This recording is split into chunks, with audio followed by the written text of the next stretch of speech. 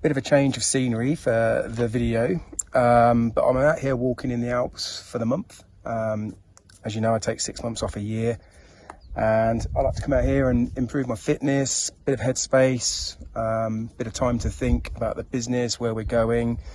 And one of the things I was thinking about was there's sort of like 10 things that my mentees do to achieve their results. So basically, I train a lot of people to do property development, and they all seem to do these same 10 things. So I'm going to share them with you because I think they'll be quite useful in the fact that if you copy them, then you've got a good chance of getting the same results.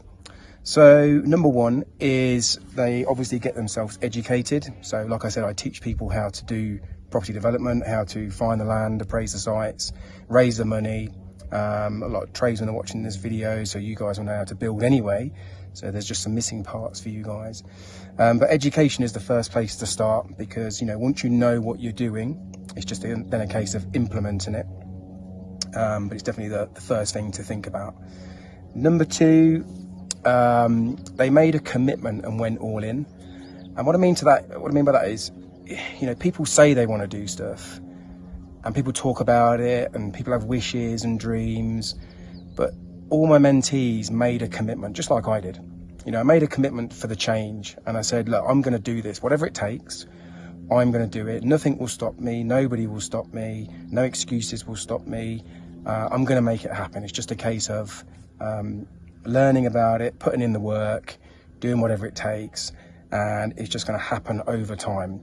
That time frame differs from mentee to mentee, but normally we say 90 days is the right target to find your first development and get it accepted, and to expect a shovel in the ground round about sort of 9 months.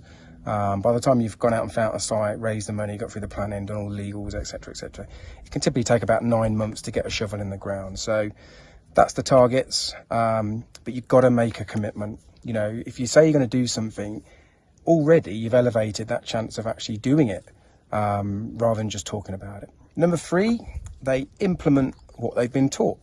So again, there's no point learning this stuff if you're not going to actually do anything with it. It's called shelf development rather than self-development if you don't use it. So, you know, you can go ahead and learn this stuff, whether it's from books, YouTube, seminars, online courses, whatever it is, but you've got to go and implement what you learn. So take the action. And look, you know, slow progress is better than no progress. So doing something is better than doing nothing. But over time, these small little steps gradually mount up to big results. And you've just got to chip away at the process a little bit at a time. So taking action, implementing what they've learned, learning along the way, ideally avoiding the mistakes. That's the whole point of me teaching people, so they avoid the mistakes that other developers make. And then they do things in the right process and they're always moving forward rather than, you know, 2 steps forward, 1 step back. Number four is KRAs. So KRAs are your key result areas. So they're things like viewings, offers, meeting agents, networking, social media, appraising sites. So these are your key result areas. So these are the things that every business should have. Every business should have around about 8 key result areas at maximum. And these are the things that you do in your business that are going to get the results. So no getting distracted, no getting daydreaming. Key result areas are the things that lead to results, and you can track your key result areas with KPIs, key performance indicators. So key performance indicators really are how many you do of the KRAs. So if you, let's say you go and meet agents, you might say, right, okay, meeting agents is one of my key result areas, and this month I'm going to set a target, a KPI of 8 agents, and you can track that. You know, you can go out and meet 8 agents, you can see if you're on track. If you meet 10, that's better, you're ahead of your KPIs. And then you can start and look at viewings, so how many viewings are you going to do? And you can gradually increase these KPIs month on month. And I guarantee that the mentees that come through my training get the results. They've got higher KPIs, guarantee it. The numbers don't lie. And when you see people struggling, or they say it's hard, or you know, they can't get the deals to stack, or they don't get the offers, or they can't get an offer accepted, for example. And it's like, well, how many offers have you put in this month? Well, you know, I haven't put any in this month. There you go, your KPI is 0, so therefore your results are going to be 0.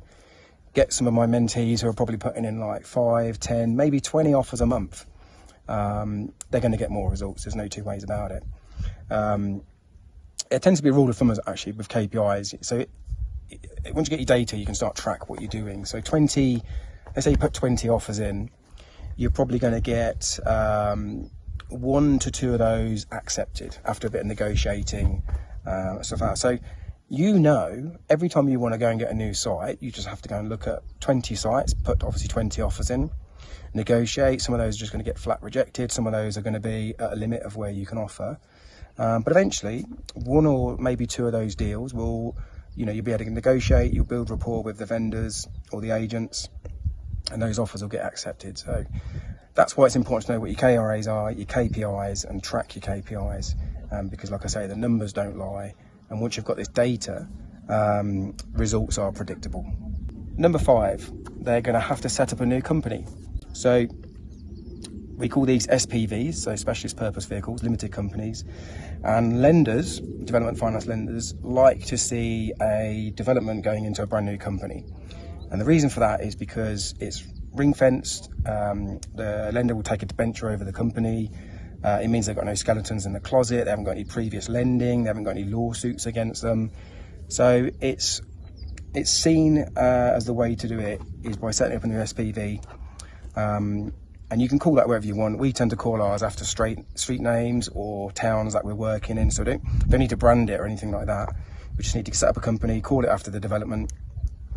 The next thing people are going to do is they're going to set up their branding, their company logo, because most of them are just called, Smith and Sons Carpentry or, JL Plastering or something like that. And, you're going to be going, you've got to take your hat off of where you are now, and you've got to put a developer's hat on. And when you stand behind a brand and a company and a logo, it gives you more confidence to go out there and do the strategy. And obviously you're doing a new strategy, so you're almost reinventing yourself. And this is going to be a long-term thing, so it takes a bit of time to think about it. But a lot of my guys, a lot of my mentees, they come up with some really smart company names, really nice designs on the branding and the logos. They set up a website because they're going to be out there raising money and attracting investors. And of course, they want to be taken seriously. So standing behind a new company that says we are developers is far better than saying I'm a one-man band who, is a painter and decorator, for example. Then they've got the social media to set up. So this is like number 6. So number 6 is getting your brand in, setting up your social media, setting up your website, getting visible. So visibility is credibility. And one thing I see a lot of people do is they will say they can't raise any investors. And I'll say, well, how many people you got following you on social media? I don't like social media. And it's like, look, the world is on social media. Everybody is watching you on social media. It's the first place lenders will look at when they want to suss you out. It's the first place investors will look at when they suss you out. So you can go and meet somebody at a networking event and say, hi, I'm Joe Blogg. Yeah, I'm going to go and do this development. I want to borrow £100,000. You can give them your business card, that's fine. But the first place they will check you out is social media. So they're going to want to see whether you're visible, what your background is, what sort of things you like to do. Is your social media showing you drunk in the gutters every weekend, pissed out your face? Does it show you slagging people off on social media? Or are you a credible person? Are you like someone who supports people? So maybe they'll check through your social media and see that somebody's having a bad time, and you may have put an uplifting comment and a supportive comment. Hey, reach out to me, mate. I've been through that challenge. I can give you some advice. So these are the things that lenders and investors are looking for. And like I said, visibility is credibility. When people come to me for training and mentoring, they can see me on social media. They can see that this is where I like to spend my time. They can see that I'm a big family man. They can see that I've got a lot of success from my mentees, a lot of social proof. So they can see what I teach works because they see me on other people's sites quite regularly. There's loads of case studies on this YouTube channel of me on my mentees' sites that I've bought for my training and handheld them through their first deal. So social proof, visibility, credibility. I do a lot of things for charity. So yeah, so people can make up their own mind on social media before they want to meet you in person. By the time they meet you in person, they feel like they already know you, you know, especially if you're the same person off social media as you are on social media, which I am. I'm no different. You will see me, what you see is what you get. I'm no different. I'm not one of these people that will flash on social media and then behind the scenes I'm just, you know, an average person. So I'm the same 24 hours, 24/7 wherever you see me, as people will well know. Number 7, they've all had to raise money. So this is going to be most people's stumbling block or hurdle, should we say. It's very overwhelming thinking about the amount of money that you need for developments, you know, and to be honest, it was one of my biggest roadblocks. I was just thinking that, you know, you needed millions of pounds to become a developer, when you actually don't. You don't need your money, you can use other people's money. So number 7 is raising money, and there's 30 different ways that I teach how to raise the money, lots of different ways, but most likely they will speak to work colleagues, friends and family, then they'll get themselves out there networking. My broker will bring them in most of the money through development finance, up to 98% of the money needed, certainly 50% of the purchase price. So you only need to look at like finding 50% of the purchase price at the most. And yeah, that's a big thing. And you know, these guys have to go through the process of raising the money. It's not as hard as what people think. You've got to get yourself out there, be confident, believe that you can achieve it. And honestly, you will know people that have been watching you for years, or you probably work with, or family and friends, that have got money that you don't know they've got money, because they don't go around telling everyone they've got money often. And I'll give you an example. You know, one of my guys, he's a developer. He was speaking to his friend, said, look, I need £1 million for this development, blah, blah, blah, blah, blah. And his friend said, well, I'll lend you it. And he's like, what? He said, yeah, I'll lend you the £1 million. He goes, what? You ain't got £1 million? He goes, yeah, my nan left me some inheritance a couple of years ago. I've been looking for something to invest it in. I've known you a long time.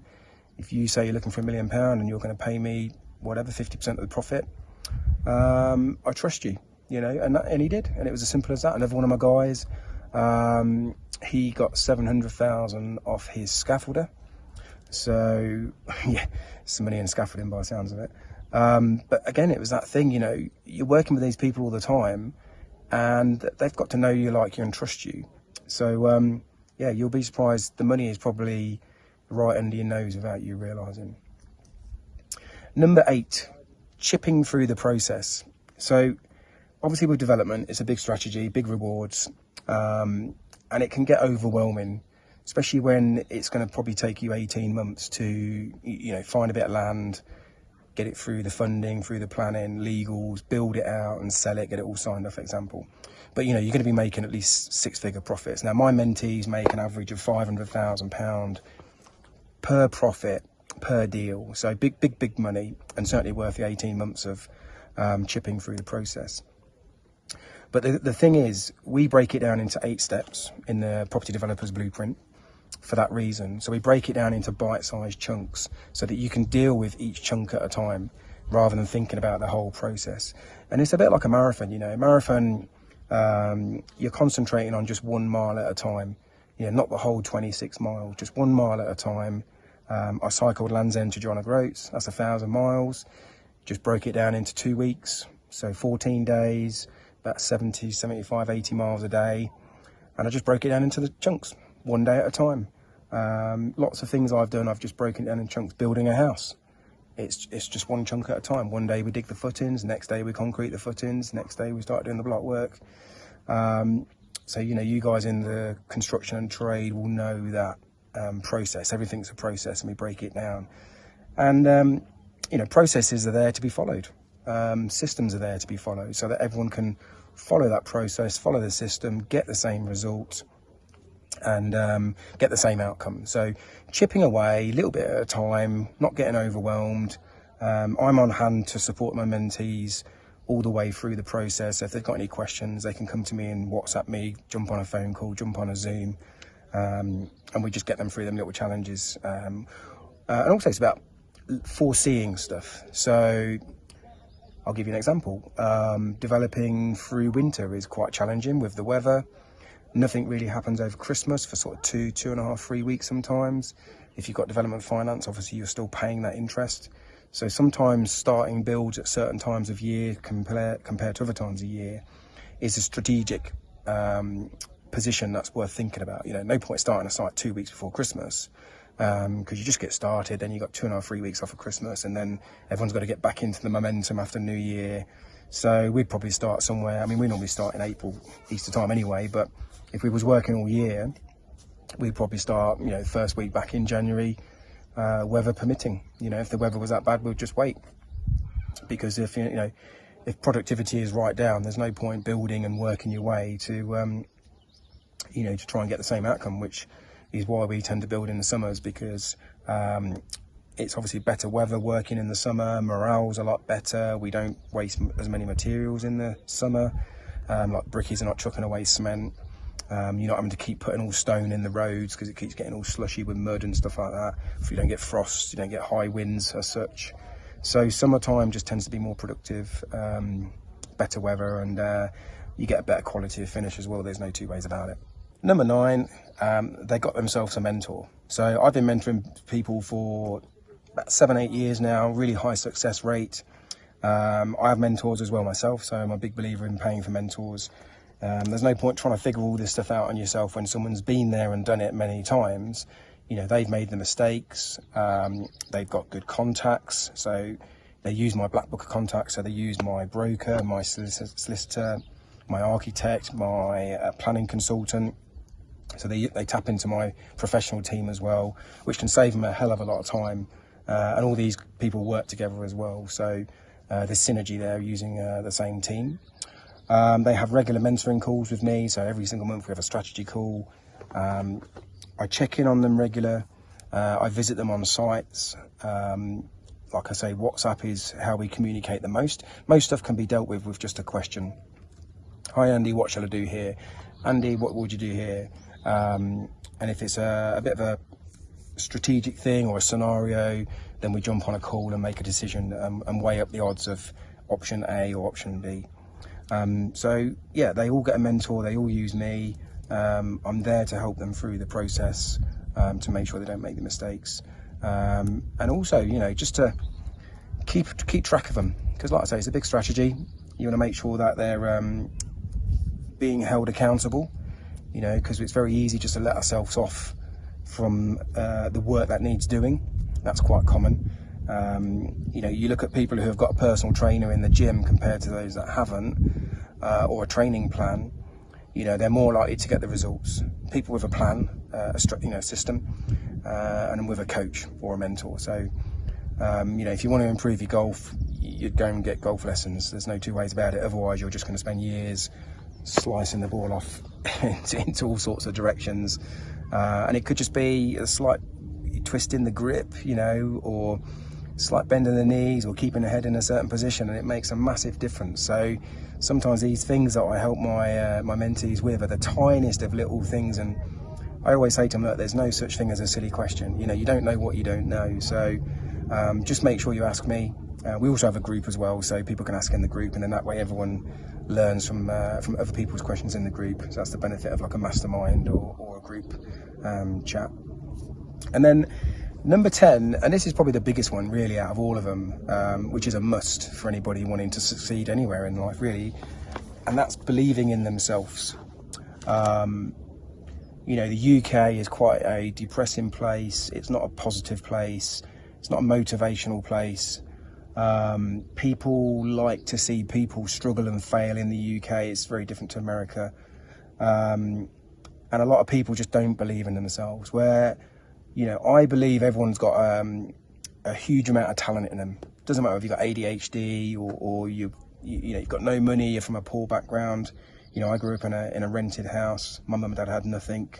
So I don't believe, you know, that current circumstances or past circumstances or upbringings or anything like that can stop anybody changing and becoming a best version of themselves. You know, my job as a mentor and trainer is to bring that out of somebody and make them believe in themselves, give them the confidence, give them the belief they can go and do this. And of course, like I said earlier on in the video, I've got lots of social proof from ordinary people getting extraordinary results. And that gives people confidence, because they're saying, well, look, if that guy can do it and he has got no idea how to do anything in construction because he was a policeman maybe, or a teacher, then surely I've got an advantage. Or, you know, that person's in his 60s, I'm only in my 30s, so surely, you know, if he can do it in his 60s, I can do it in my 30s.